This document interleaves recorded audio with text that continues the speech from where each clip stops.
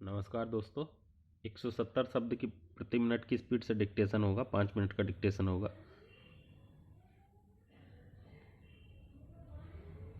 बहनों और भाइयों, एक बार फिर हम अपनी स्वतंत्रता की वर्षगांठ मनाने, अपने राष्ट्रीय झंडे की रक्षा के लिए संकल्प व्यक्त करने, अपनी प्रिय जनता की सेवा का व्रत दोहराने के लिए इस ऐतिहासिक स्थल पर जमा हुए हैं।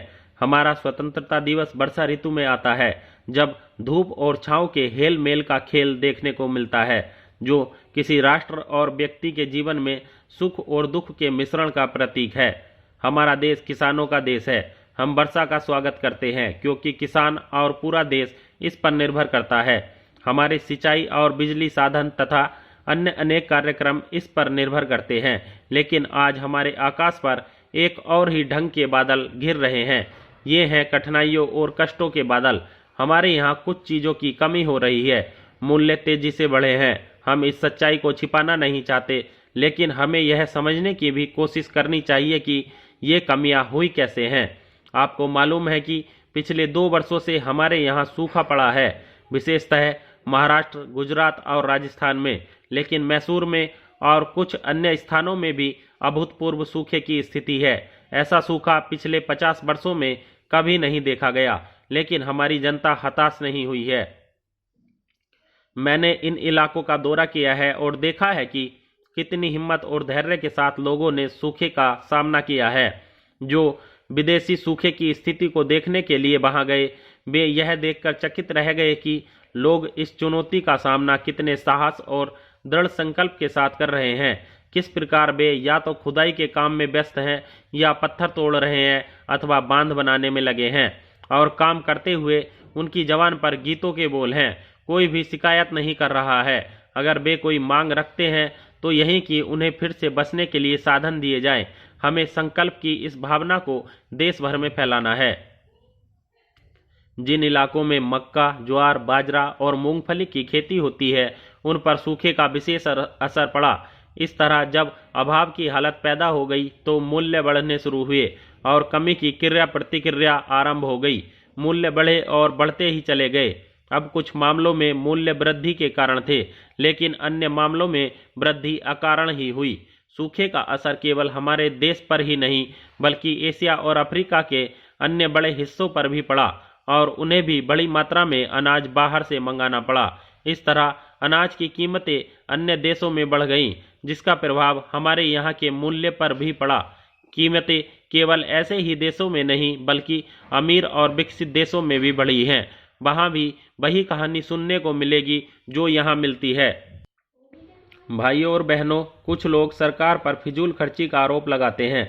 वे जानना चाहते हैं कि यह सब रुपया पैसा कहाँ जा रहा है, यह धन कहाँ है। सूखाग्रस्त क्षेत्रों में लगभग 1 करोड़ लोगों को राहत देने के लिए बड़े पैमाने पर धन व्यय किया गया है। और आपको यह भी मालूम है कि इससे पहले हमने बांग्लादेश के शरणार्थियों पर बहुत बड़ी रकम खर्च की थी। फिर लड़ाई छिड़ गई। अगर इस सब के बाद भी फसल अच्छी होती तो बात बन जाती, लेकिन हुआ इससे उल्टा, और एक भयंकर सूखे ने न केवल खड़ी फसल को रौंद डाला, बल्कि कुआं और नदियों के पानी को भी सुखा दिया और मुद्रास्फीति बढ़ गई। सरकार खर्चों में कमी करने के सभी उपाय कर रही है। हमने प्रत्येक मंत्रालय और राज्य सरकारों के लिए पूर्व निर्धारित विभिन्न कार्यक्रमों की लागत में से 4 अरब रुपयों की कटौती की है, और सरकार के प्रत्येक विभाग में कहा गया है कि वह गैर जरूरी कार्यक्रमों के खर्च में कमी करे या उन्हें फिलहाल स्थगित कर दे। इस कमी का असर कुछ अनिवार्य सार्वजनिक सेवाओं पर पड़ सकता है, लेकिन हमारे सामने और कोई चारा नहीं है। यह कठिन समय है, और परिवार की तरह राष्ट्र के मामले में भी हमें प्राथमिकताओं को तय करना होगा। भारत एक बड़ा परिवार है, और हमें अपने सभी साधन जुटाकर उनका सूझबूझ के साथ इस्तेमाल करना है। इस संदर्भ में मुख्य जिम्मेवारी सरकार की है, लेकिन जनता का भी यह दायित्व है कि वह निश्चयपूर्वक अपने खर्चों में अधिक से अधिक कमी करे। जब भी हम काला बाजार या कमी की बात सुनते हैं जिनका सामना लोगों को करना पड़ रहा है, तो हमें क्षोभ होता है। जिन चीज़ों की कमी बताई जाती है, वे ही उसी दुकान के पर्दे के पीछे ये बढ़े हुए मूल्य में मिल जाती हैं। मैं दृढ़ प्रतिज्ञ हूँ कि जो लोग जमाखोरी या चोर बाजारी करते हैं उनके विरुद्ध कड़ी कार्रवाई की जानी चाहिए और उन्हें कठोर दंड दिया जाना चाहिए, लेकिन वे सभी हम ही लोगों में से हैं, किसी अलग वर्ग के नहीं। चीज़ें चोर बाजार में बिकती हैं क्योंकि उनके लिए हमारे बीच खरीदार मौजूद है। अगर लोग इस तरह बढ़े हुए दामों में चीज़ें न खरीदें तो व्यापारी उन्हें बेच नहीं पाएंगे। हमने देखा है कि कारण चाहे जो रहा हो, कुछ लोगों ने अनाज की सरकार खरीद में बाधा पहुंचाई है।